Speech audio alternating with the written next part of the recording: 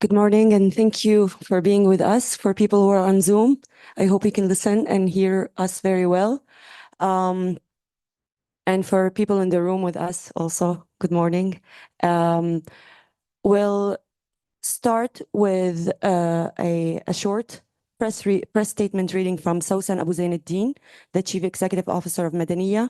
And then we'll hear from Mazen Darwish, the General Director of the Syrian Center for Media and Freedom of Expression. Then we will immediately move to Q&A. For the ones who are on Zoom, please raise your hand when you want to ask a question. And if you need the interpretation option, we have an interpreter with us who will be translating from English to Arabic.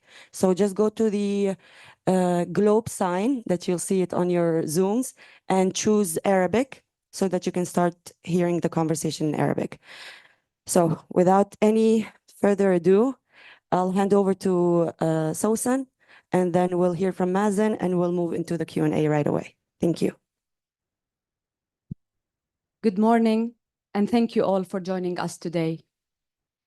Amidst surging normalization and rapprochement efforts with the Syrian regime at both regional and international levels, we, Syrian civic actors who have led significant efforts in responding to the humanitarian and human rights crisis of the Syrian conflict, gather here today. We aim to address recent political developments as they correlate with the rapidly escalating violence, intimidation, and forced deportation faced by Syrian refugees in neighboring countries and in Europe. Our position is a principled one, based on the undeniable rights of the Syrian people and their legitimate aspirations. It does not stem from affiliation with any party to the conflict, whether national, regional, or international. We welcome all diplomatic efforts that address the root causes of the Syrian conflict and call on these efforts to adhere to the following principles: to not undermine the UN-led political process outlined in UN Security Council Resolution 2254, nor divert resources and efforts by creating parallel tracks. Instead, to invest in and work through this established process. To avoid reinforcing a culture of impunity by legitimizing a regime implicated in war crimes and crimes against humanity. To respect the territorial unity and integrity of Syria and avoid the trade-offs that would compromise the rights and security of all its citizens, both inside and outside the country. To not perpetuate a narrative that falsely claims the safety of Syria or any of its regions, disregarding the security measures imposed by the Syrian regime. This fuels violence, intimidation, and forced deportation of Syrian refugees. To avoid endorsing a containment policy that superficially addresses the situation by increasing aid while neglecting the political and institutional root causes of the conflict, including security concerns. And lastly, to respect the Syrian people who are demonstrating for a principled political solution as we gather here today. Diplomatic efforts that overlook accountability and risk rehabilitating a regime responsible for war crimes and crimes against humanity cannot be considered pragmatic solutions to a prolonged conflict. This is a regime currently facing trial before the International Court of Justice for mass torture, with its leader subject to an arrest warrant for the use of chemical weapons. We warn that current rapprochement efforts, if pursued without due regard for these concerns, will lay the groundwork for a disastrous future of Syria, built upon unresolved grievances that could ignite new rounds of violence. These efforts will not only undermine the political process, but also jeopardize long-term peace and security in Syria and the region. In the short term, they can endanger the lives of millions of Syrians inside Syria while exacerbating the immediate violence faced by refugees. To this end, we have engaged in several bilateral meetings with regional and international policymakers to raise our concerns and discuss potential solutions. We remain committed to working with all actors to advance political solutions that uphold the rights and aspirations of all Syrian people and push the political process forward in a principled manner. Thank you for your attention. We will now hear comments from Mazen Darwish, and then we'll take a few questions. Thank you very much, Sawsan, and thank you for everyone here and in the Zoom. Actually, yeah, it's not easy to add after this statement, but let me just speak about the refugee situation as one of those refugees. And yeah, we feel grateful for all the country who's hosting the Syrian, especially the country in the region around Lebanon, Jordan, Turkey, and also the European country. But in the same time, now the Syrian refugee faces a huge pressure to enforce them to go back. And this is very dangerous. It's not only about the safety of the refugee. I'm talking also because also we were about the safety of the country who host those refugees. We don't want this pressure, this pushing, this violence against the Syrian refugee to make this country hosting refugee a war space, or to make those refugees as enemy. We don't want to give a gift just for ISIS or on the other extremism organization or ideology or group. This kind of pressure force people to go back to death will lead them to violence. So this is one of our call, and again, this is as one of those refugees. Here in Europe, in the country around Syria, we saw how, especially the opposition group, using the refugee issue as a political card to gain the vote, to make pressure against their government. Even it's reached that one of the Lebanese opposition asked the government, the Ministry of Education, to stop allowing the Syrian children to go to school. We reached to this level. And we can have a lot of examples everywhere, unfortunately, even here in Europe. So this is very dangerous. It will not lead to any solution. It will serve only the violence and the extremism. And even here in Europe, we start have a lot of call from even governments talking about rehabilitation with the regime without any guarantee in its current form, where they knew that even their citizen, they didn't save. Next month, we will go in SCM to Rome with a Syrian Italian family to raise a case because one of the Italian citizens who believe that it's safe to return to Syria died, killed under torture in the Air Force Security Service. One of our colleagues who have also Austrian nationality, he's subject to torture in Syria. Now he's using his nationality to raise the issue and accountability in Austria. But this is an example about a European citizen. And this country who ask the Syrian refugee to return, they cannot help or protect their citizen. So how you can ask the Syrian refugee to go back? Just yesterday, regarding a media information, which also confirmed today from our colleague in the VDC Violation Documentation Center, one of the Syrian engineer, 30 years, going for to go from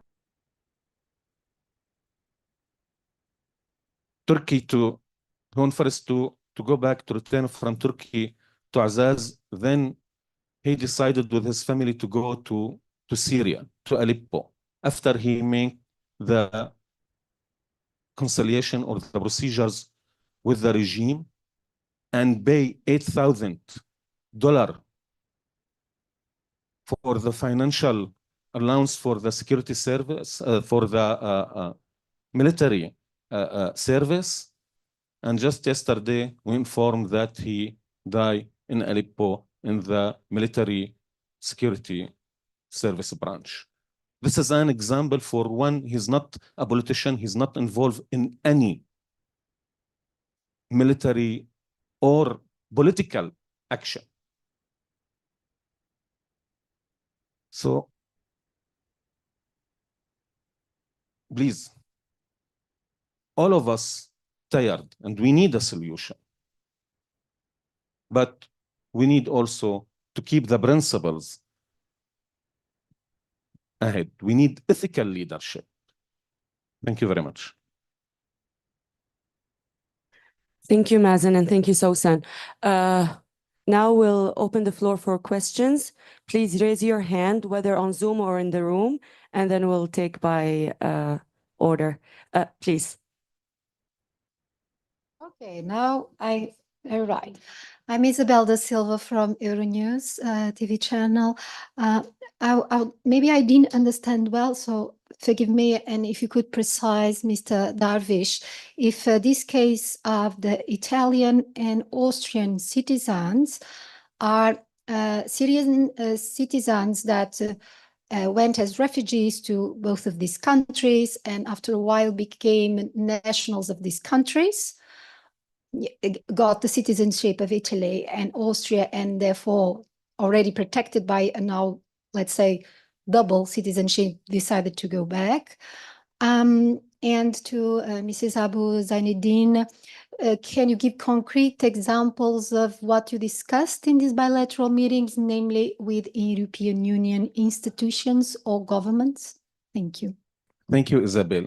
Yes, indeed, they are Syrian citizen who came to Italy and Austria and get nationality, and this is even before 2011 a while, and decided to go back after 2011 to Syria. One of them, he's a prof in a university, and old man, he's not linked to any political or any violence, and they arrested him and tortured him. This is the Italian prof, just because they want to stolen his car, his new car. And there is hundreds of these examples. And as I said, next month, we will be in Rome with our Italian civil society organization to raise this case in front of the prosecutor in Rome. And we need to be sure that the Italian government can protect their citizen before they ask us to go back. We have already circulated a position statement that details the grounds for our position and where we think change could be made through these guiding principles. We've held meetings with several member states, but also with the European External Action Service, and we still have scheduled meeting ahead following their internal meeting tomorrow, actually, where they will internally deliberate the recent request by 8 member states to reconsider the EU strategy towards Syria. Concretely, what we've discussed is how to differentiate engagement from normalization and rapprochement, and what steps could actually lead us into a slippery slope that would end up in rehabilitating a criminal regime. It's very complicated to separate the regime from state institutions in the Syrian context. Within this complexity, there's a difficult task to try to find entry points that would still help manage the situation, given its protracted nature, the protracted nature of the conflict, without ignoring accountability or undermining these efforts. It's a difficult exercise, but it's not an impossible one. And our position is that many of the technical files, including sanctions and early recovery, have not been well instrumentalized, or I may say they've been politicized and misused in a way that would further undermine the political process and tamper with the power dynamics on the ground in a way that would further give the upper hand to the criminal regime, when in fact simple technical details could have been arranged differently in a way that would help push forward the political process. We warned against the different parallel tracks that are now in place, not being coordinated through the Office of the UN Special Envoy. Despite all the difficulties faced in this established process, we worry that the different tracks, whether by the different Arab states and the Arab Contact Group, by Turkey, by the different bilateral engagement of certain EU member states, will further undermine this process. We're not against diplomatic engagement, but this needs to be done in a principled way, not with compromised actors who are standing trials for war crimes and crimes against humanity. We definitely need to see how we can work with the different technical files, particularly, again, sanctions and early recovery, in a way that would help the population inside Syria not further entrench the division that's currently in place, and again tamper with the power dynamics of the different de facto authorities, including the Syrian regime, and would also mitigate the culture of overcompliance that's created by sanctions. These are rightful questions to be answered, they deserve to be answered, but the guiding principles in attempting to answer them remain very crucial. If this is to rehabilitate a regime and turn the situation, the approach to the situation, to a containment policy that would only deal with the socioeconomic situation, ignoring a track record of aid diversion and of politicization of aid, restricting it from those who deserve it the most, then this is not supporting the future of Syria. It's not rebuilding the future of Syria, and nor working towards recovery. Oh, thank you. We have one more question in the room, and then we have 2 more from Zoom. We'll start with you and then move to Zoom now. It would be better if you do it in English, please. Yeah. So yes, the first question is, thank you for your statement, but we doesn't understand the position of the European countries who want to normalize with the regime. In the same times, we know that they said that the problem is the refugees and this cart that they use. But in reality, we know that the European country needs the youth labor to come to this country. So how you can explain that this paradox idea? The second question is, your statement is more based on the ethic approach. Do you talk about the shared interest between the need to change this regime not only for the Syrian people, but for all countries, especially in European. But you know that how the democracy can transfer to dictatorship when they saw that Bashar al-Assad won. So now you know how in the regional countries they took Bashar al-Assad as an example to violate more human rights in their country. So do you have this share interest speech between what we need and what they need here in European countries? Thank you. Thank you. Yeah, the ethical, it could be interest also, not only also. We believe that we share the ethical value. And for this, we believe that civil society, they are a partner with the European and also even with the country around. And we believe that this is part from our interest as a Syrian citizen. This is not about revenge. This is not about to support one party against the other party. This is about our future, our children's future. And we believe that all the country around Syria and also in Europe, it's clear that Syria, it's not far from Europe. And the two way between the Mediterranean Sea, it's very linked. And we need to start thinking again, as we have the same interest when we're talking about sustainable country. This is not only for Syria, for all the region. If we don't have good, fair solution, if we don't have a political transition in Syria, this means that the whole area, Lebanon, Jordan, Iraq, Turkey, all this area will go to explosion. And this is what we don't want. This means that we will never defeat extremism. And let us look for what happened with Al-Qaeda in Iraq. Few years even before, just have a military coalition bombing Al-Qaeda, killing al-Zarqawi as a leader without democratic, without political transition.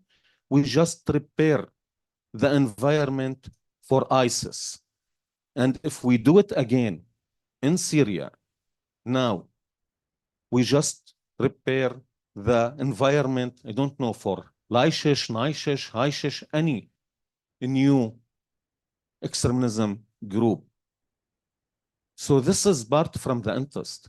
We want to be whole area and Europe safe and sustainable. We want to build economic good relation with all the country around us.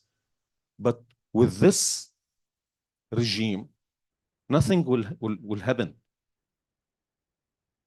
We have a lot of problem and difficulties, and we knew that we need to comprise with all the country around Syria. But this should not be above the Syrian refugee and their future and the citizen, even those who's inside Syria, in all area. So yes, human rights, ethical value, it's interest.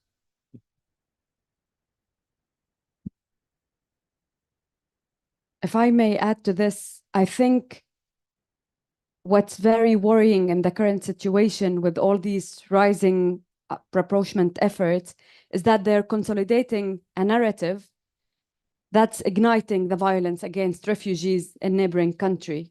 The approach has been that more aid with the current diminishing resources through early recovery would create further job opportunities to which we can help refugees return. This is a false narrative because it completely leaves the security concerns to the goodwill of the regime. And this is a regime that has been tried for over a decade now. By improving livelihood opportunities inside the country without addressing the security concerns, refugees are not going to return to Syria. And when they're forced and pushed further by these multiple cycles of violence and intimidation and forced deportation, they will end up taking the boats again, seeking safe haven in Europe. So this false narrative that containing the situation with more aid interventions to prevent more waves of refugees is only going to produce new waves of migration towards Europe. And we've seen that. We've seen that after the intense violation against refugees in Lebanon. We've seen them taking the boats again to here. And we've seen how those who have been returned back into the hands of the Syrian regime ended up today fighting in the Russian army in Ukraine. This is the reality that's taking place. We have shared, I wouldn't call them enemies, but we have shared interests in protecting this world from the interventions and the collaborations that are currently taking place between the Syrian government and Russia. But now with our policy and our approach towards the situation, we're only consolidating their collective efforts, not only in Syria, but also we've seen it in the war in Ukraine today. Excellent. Thank you, Mazen, and thank you, Sawsan. We have Absi Smaysem. Apologies if I pronounced it wrong. You can ask your question. Please introduce yourself and which news channel you're with.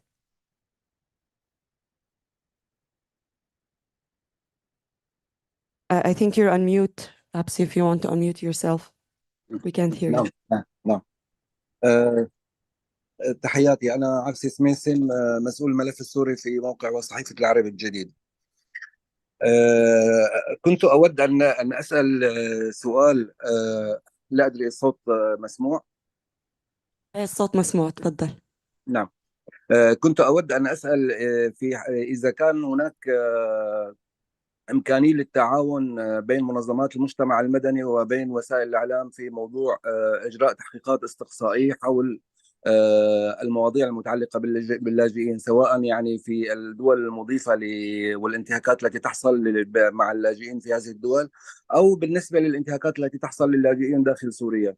يعني وسائل الإعلام، يعني نحن ننقل الأخبار ولكن نحن بحاجة إلى تعاون مع منظمات المجتمع المدني لإجراء تحقيقات تكون يعني تستطيع المساهمة في صناعة قضايا رأي عام ممكن أن تساعد في يعني في تشكيل قضية رأي عام تتعلق بموضوع اللاجئين السوريين. يعني مثلا هناك انتهاكات يتعلق يعني تحدث الأستاذ مازن عن انتهاكات كثيرة يتعرض لها السوريين داخل سوريا. يعني نحن نحتاج منظمات المجتمع المدني أحيانا يعني في إعطاء آراء قانونية بهذا الموضوع، وبالوصول إلى بعض مثلا المصادر بما لا يضر بهذه المصادر لإنتاج بعض الأعمال التي وخصوصا التحقيقات يعني. Tamam, shukran. I'll quickly translate for the people in the room and on Zoom who don't speak Arabic. But Absi basically was asking whether there are ways of cooperation or collaborations between media outlets and civil society, whether human rights or legal or investigative civil society organizations, to document violations that are currently being perpetrated against Syrian refugees. And how is the way forward, I guess, for it? Mazen, would you like to answer, or Sawsan, please?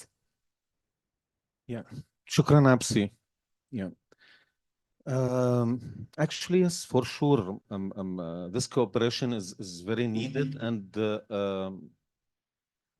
media, free media, it's also part, let me say, from the civil society, part from the also battle against violence, against extremism, against all these action done. So this cooperation is very needed, but also let us say that there is also a huge responsibility, especially when we are talking about social media, about politicians who have influence, those who sometimes use these social media channel, even the opposition, in a way, create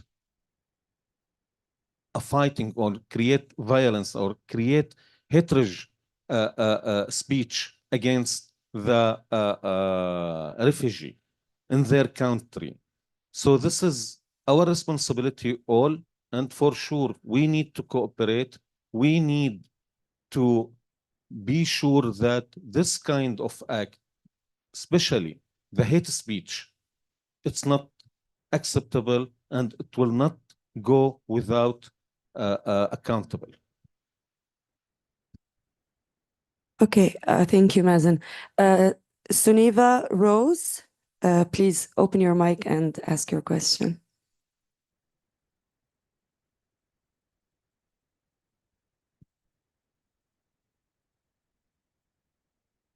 Suneva, we cannot hear you. I'll move to Hussein, Hassan, and then you'll still have the chance to raise your hand again. Hussein, please. Yes, thank you very much. This is Hussein from France 24, France 24. I have two questions, if I may. First, could you please give us some facts about how many Syrian refugees have been deported from European countries and also from Turkey, as they are not refugees, they are under temporary protection. And also, Mazen, you mentioned that the deportation will lead to violence and the extreme organizations like ISIS and others will use this deportation to more violence. I'm sorry about the noise. So what did you exactly mean about this kind of violation? Is it in Syria? Is it in the host countries? Do you mean they will join these kind of organizations? Because it was not very clear for me. Thank you very much.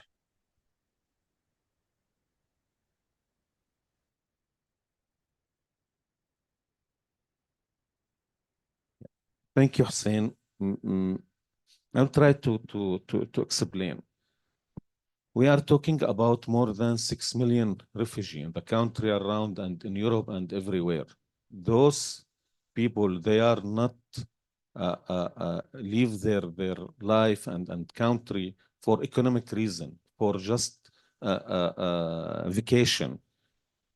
They are subject of war crime against humanity.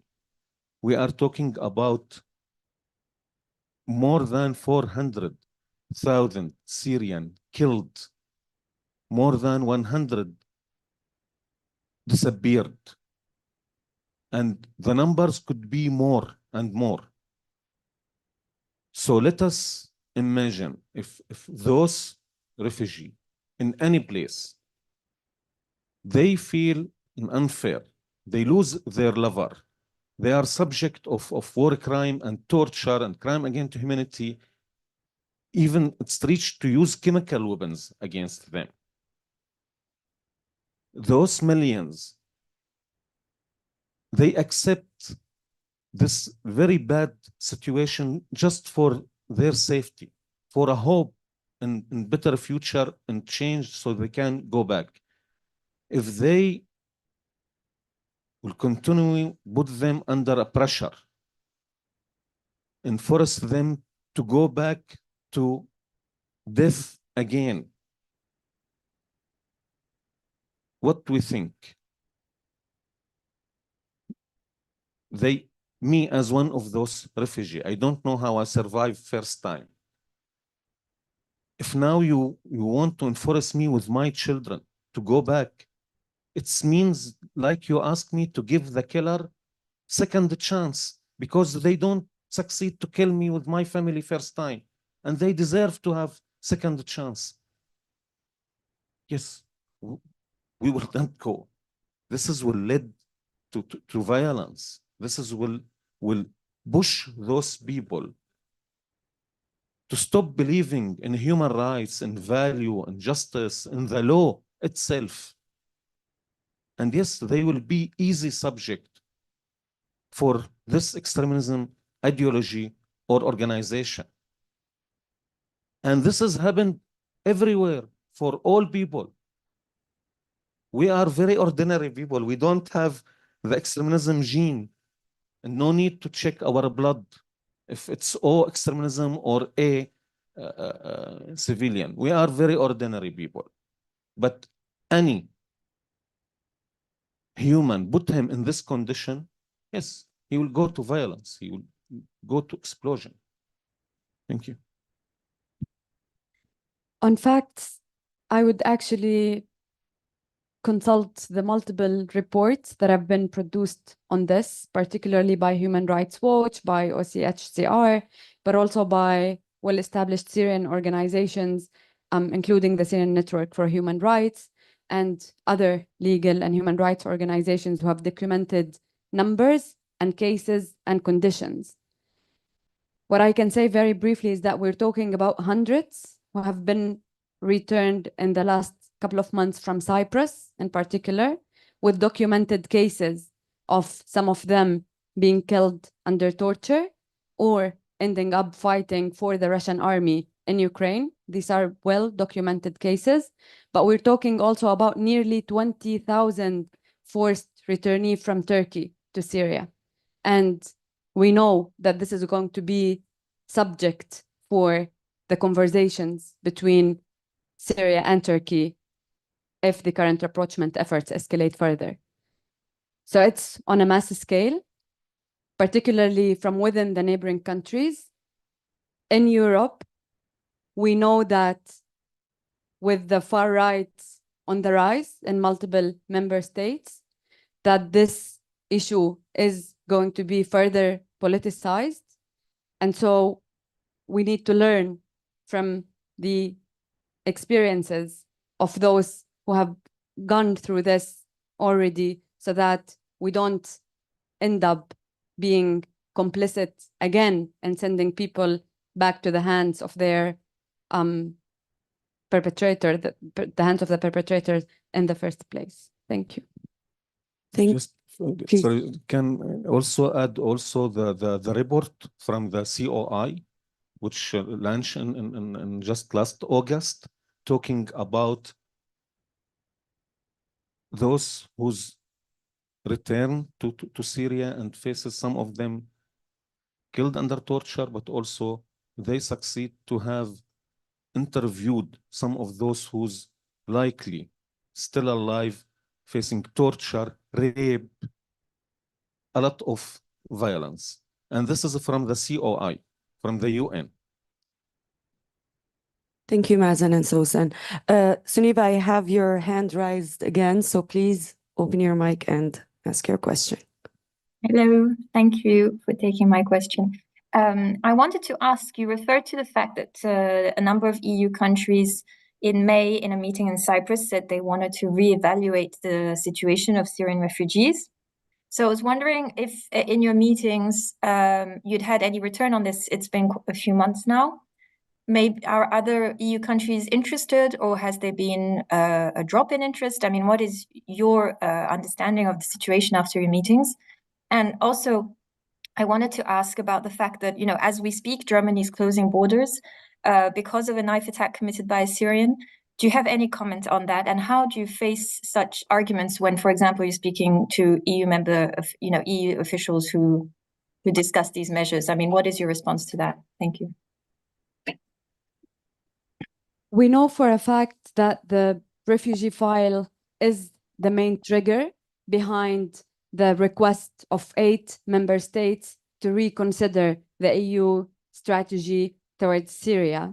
We know from our interactions with the different member states and with the EU that there isn't necessarily a sole position on that, but it is a main subject of conversation, particularly for their meeting tomorrow. We will remain engaged. We will remain engaged to particularly highlight how this issue could be addressed in a principled way, in a way that upholds the rights of the Syrian refugees, but also takes into consideration the burden, particularly in neighboring countries, without jeopardizing the lives of those refugees and conclude with trade-offs that would put their lives under threats or danger. Thank you for mentioning what happened in Germany, and we share all the German family, their suffering. We are, as a victim, support all the victim everywhere, any victim. And we are against any criminal, whatever his nationality, his religious, ethnic. And this is yesterday and today and tomorrow. And part from our work. And for this said, we need to find solution together in saving the principles, because we don't want to see anyone suffering in any place. For this, Syrian civil society cooperate with the war crime unit. In Germany, by example, there is three persons from ISIS, one of them a leader, in custody because the work of the Syrian civil society. In Sweden, in Netherlands, and this is part from our work. We are partner in fighting extremism and war criminal in any place. But for this partnership, we need to work together to respect the principles. So this is how we can help also as a civil society, as a diaspora. Otherwise, we will lose if the ordinary people lose the trust in value, in law. This is the result will be. And again, we are very proud that there's a huge cooperation between Syrian civil society and the war crime unit, minimum in 9 European countries, for fighting impunity and fighting extremism. Thank you. We have another question in the chat. I'll read it out loud. It's from an anonymous attendee, so I'll just keep it anonymous. How do you view the connection between the European Union's 3-no policy towards the Syrian regime and the policies of some European countries regarding the deportation of Syrian refugees or the refusal of their asylum claims, and their leniency towards the policies of EU allied countries like Turkey and Lebanon with regards to deportations to Syria?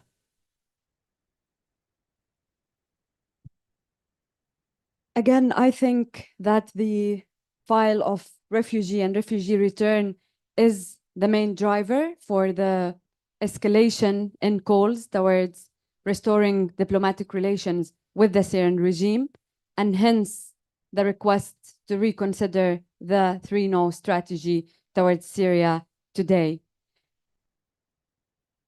Member states, if there's no consensus on reconsidering this strategy, will not necessarily engage in further normalization with the Syrian government. This is clear.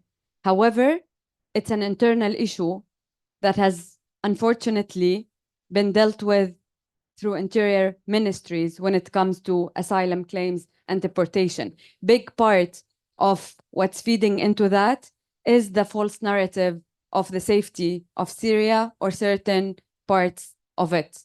And hence the emphasis on how our actions in the different arenas, different technical files and political files could feed into consolidating a narrative that would create the conditions for certain policymakers to engage with the file in a non-principled way.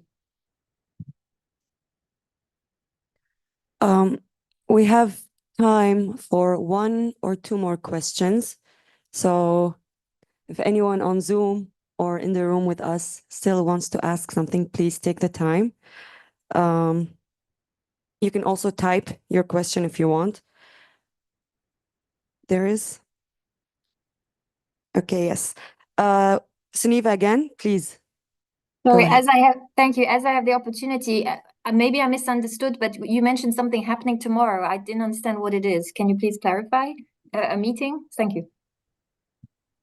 Of course, so EU member states are meeting tomorrow to discuss the Syrian file, and one item on the agenda would be the request by the 8 member states to reconsider the EU three no's strategy towards Syria.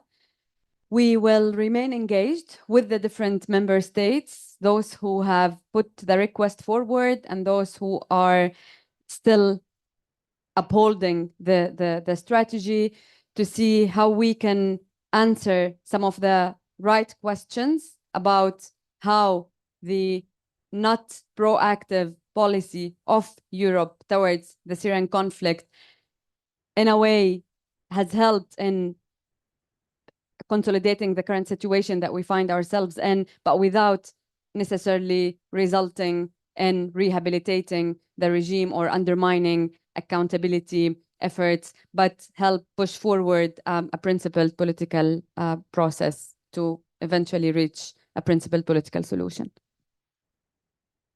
Thank you, Sawsan. We still have 2 more questions typed in. The first one is, does the international society really trust the Syrian regime to rebuild the relations with it? Maybe Mazen. I can answer as a Syrian citizen, not as international player. But look, we have, again, this is not about revenge. This is not about to support party against another party. We are, as a Syrian, against any dictatorship coming from the regime, from opposition, from Assad, from any place, from Al-Inqaz, Kumt al-Jolani. But let us have an example for the Arab country who rebuild the relation or normalize their relation with the regime to protect their country from Captagon and from drugs. So now, after more than 1 year, what the result?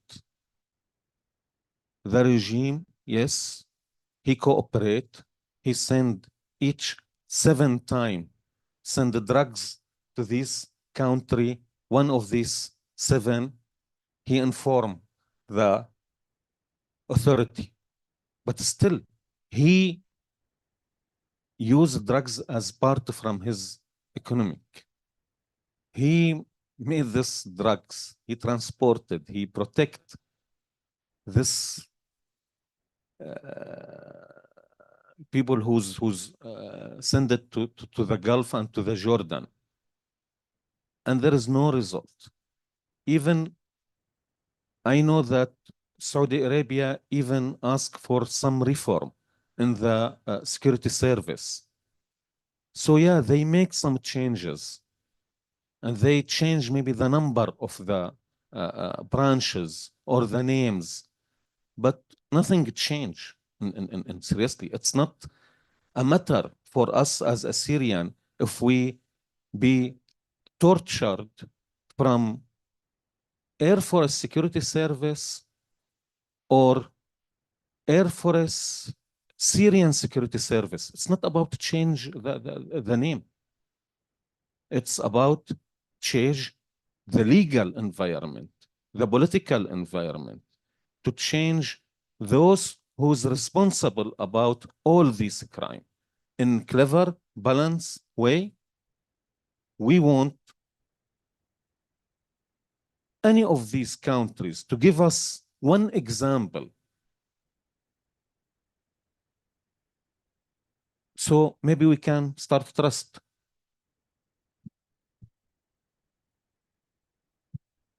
I I can't disagree more with what Mazen. I can't agree more with what Mazen said. But I wanted to say that unfortunately, it seems that yes, certain international policymakers still would like to place some trust in the Syrian regime, and this is what we're trying to warn against.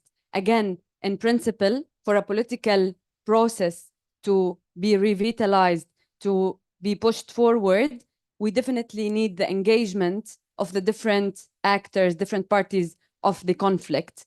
However, we know that the strategic patience is the game of the Syrian regime. This is a regime that has rebuilt itself, rehabilitated itself slowly as a narcotic state, in a very well-established way, managed to evade sanctions to restore itself.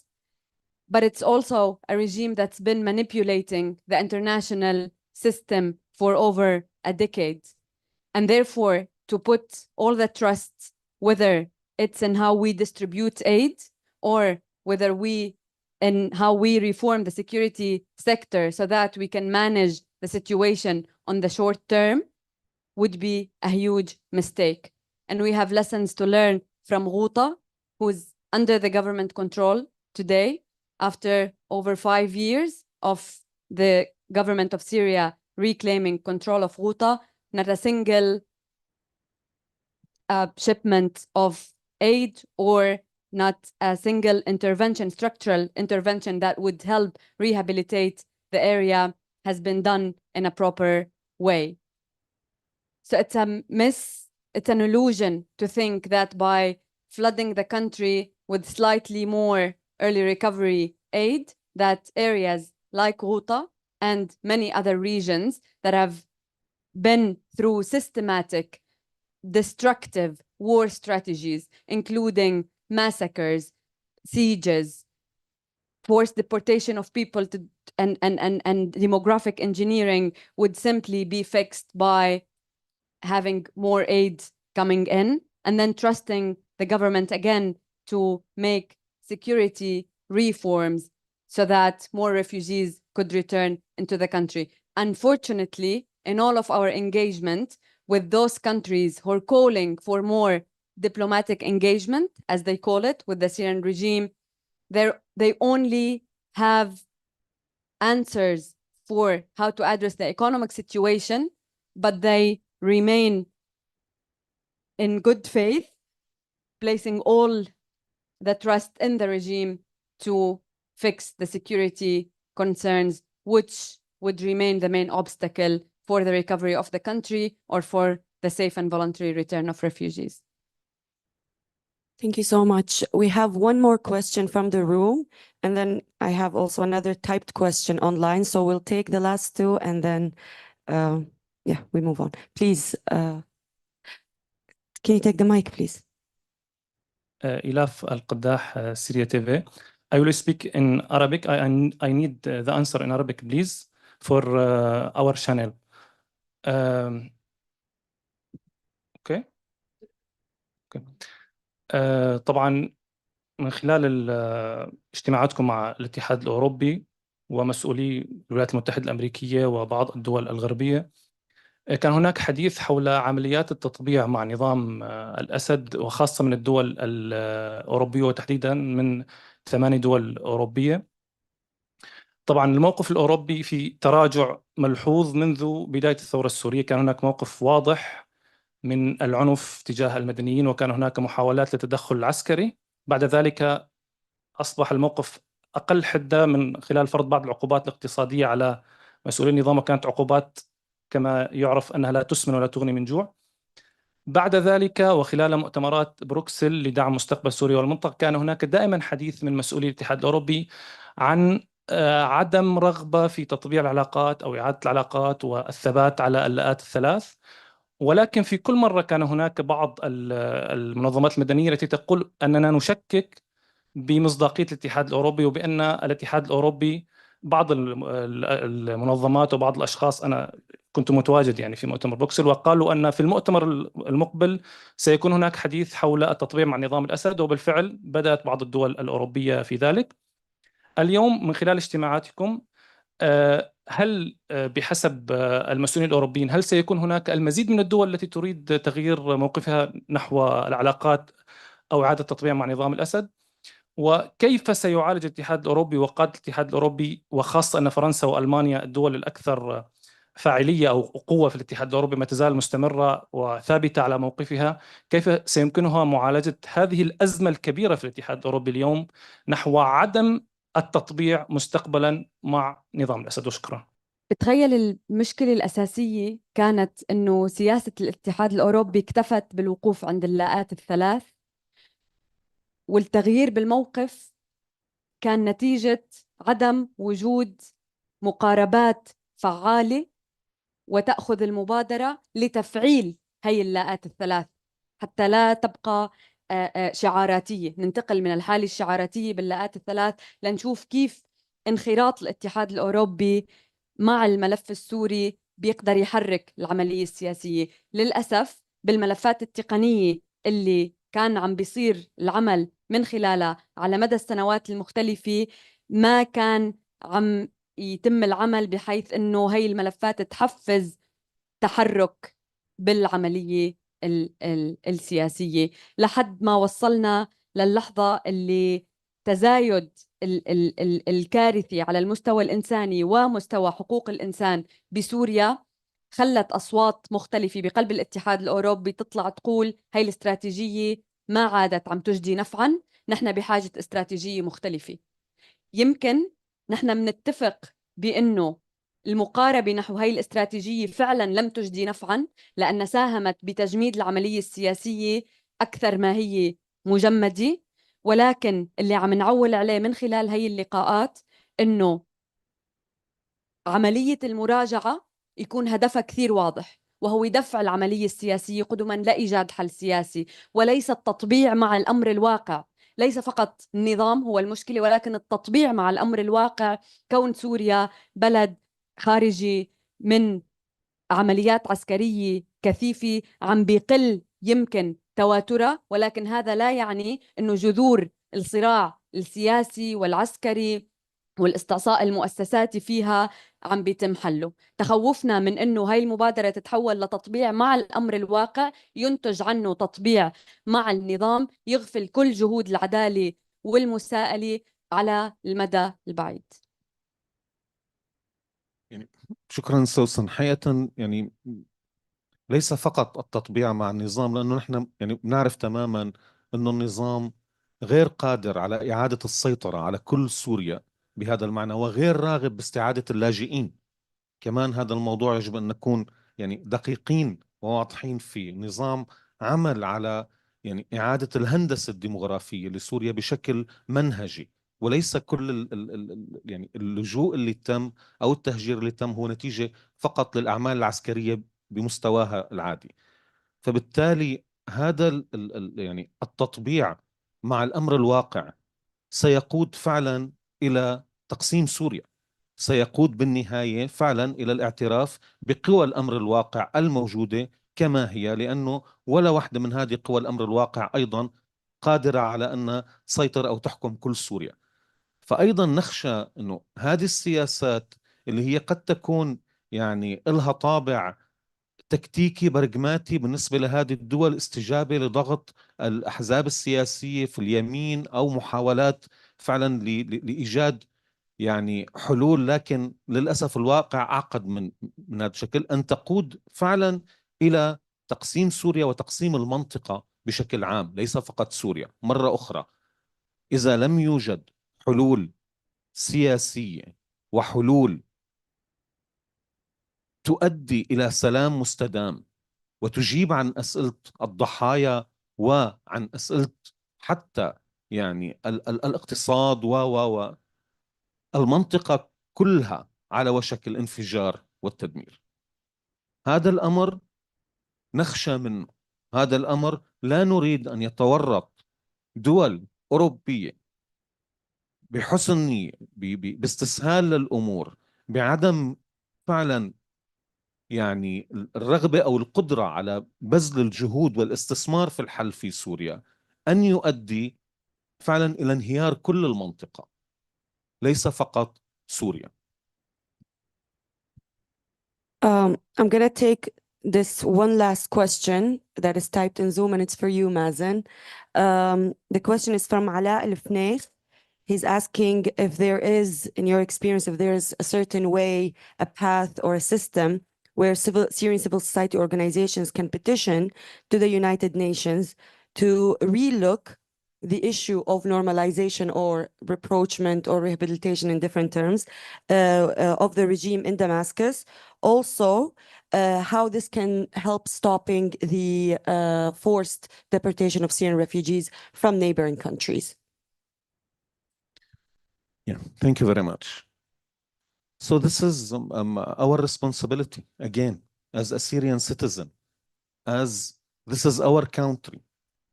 We are not only an employee in civil society or in NGOs or work as a politician.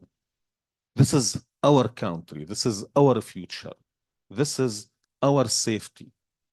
So we need to work together to do everything we can do with the de facto authority inside Syria and also with the country around, with the international community. Again, this is not only because we deserve dignity and democratic, but this is also for the sustainability of the region and the world. So yes, we need to do all what we can with the UN, with the country, with ourselves as a Syrian, with our society. We need to move forward for future, but also for our partner in the region, in Europe, in USA. It's not about pushing the button and everything will be solved. It's need investment in solution. And we need to work together for better future, for sustainable peace, not for ceasefire. Wonderful. Thank you so much, Mazen. And this concludes our meeting, but there's something that I'm reading right now. I cannot go without reading it. It's an open question. I think maybe no one would want to answer it. It's a question from Ula addressing the countries who are trying to rehabilitate or reproach Assad.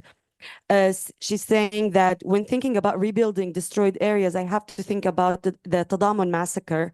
Are these countries ready and prepared to rebuild Syria over its people's mass graves? It's a question I think we ask ourselves a lot, and we never get the answer to it, whether they are morally ready or not. We'll leave it open. Maybe we'll hear answers from them. Thank you so much, Sawsan and Mazen, for the excellent session. And thank you for everyone who is with us, whether in person or in Zoom. Thank you for helping amplifying an important and urgent message that Syrians are constantly striving to make it clear. One technical note before we leave: if you have any questions, follow-ups, media requests for our speakers, please reach out to me as detailed in the media advisory. My name is Rania Ali of Madaniya, and I'm always ready to answer your questions. Thank you so much.